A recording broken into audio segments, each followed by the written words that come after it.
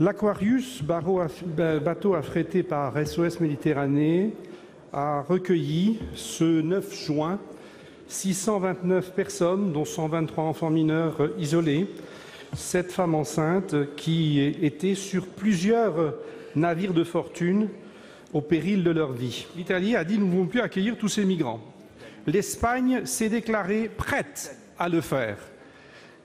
Mais la France, elle, est restée muette, ce qu'a dénoncé d'ailleurs notamment une Madame Sonia Crimi, députée de la majorité à laquelle vous dites appartenir. Ma question est simple, Monsieur le Premier ministre.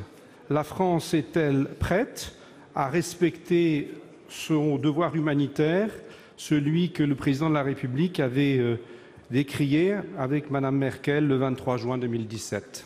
Nous serons avec le Président de la République à Berlin mardi prochain pour dire ce que devraient être les règles d'une coopération européenne en matière de migration. J'ai par ailleurs eu le ministre italien de l'Intérieur à qui j'ai rappelé qu'il convenait d'avoir des règles européennes communes et en particulier le respect des accords de coopération qui existaient entre la France et l'Italie. L'article 13 du règlement de Dublin oblige censément l'Italie à instruire les demandes d'asile de toutes ces personnes. Le Président de la République lui-même a dit il y a un an « il faut qu'on trouve une réponse ». Et vous continuez à vous évertuer à faire appliquer ce règlement de Dublin qui ne tient pas. Comment bougez-vous en Europe ? Que faites-vous pour que les choses bougent ? Rien.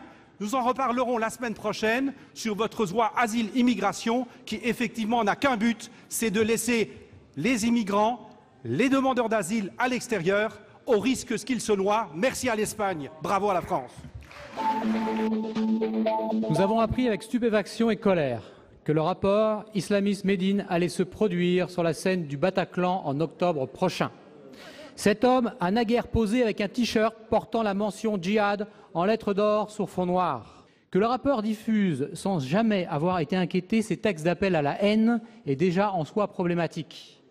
Mais qu'il se produise au Bataclan, où des djihadistes ont causé plus de 130 morts et où plus de 400 blessés vivent avec des blessures, est évidemment un scandale beaucoup plus grand. La loi est très simple. Elle ne permet d'interdire, le cas échéant, que lorsque la programmation causerait un trouble manifeste à l'ordre public et qu'aucun... Mesdames et messieurs les sénateurs, Monsieur le Président. S'il vous plaît, laissez le Premier ministre poursuivre. La loi est claire. Incitation à la haine raciale ou trouble manifeste à l'ordre public. Voilà les deux seuls fondements qui pourraient justifier une mesure. Nous respecterons donc scrupuleusement et la liberté d'expression et la loi.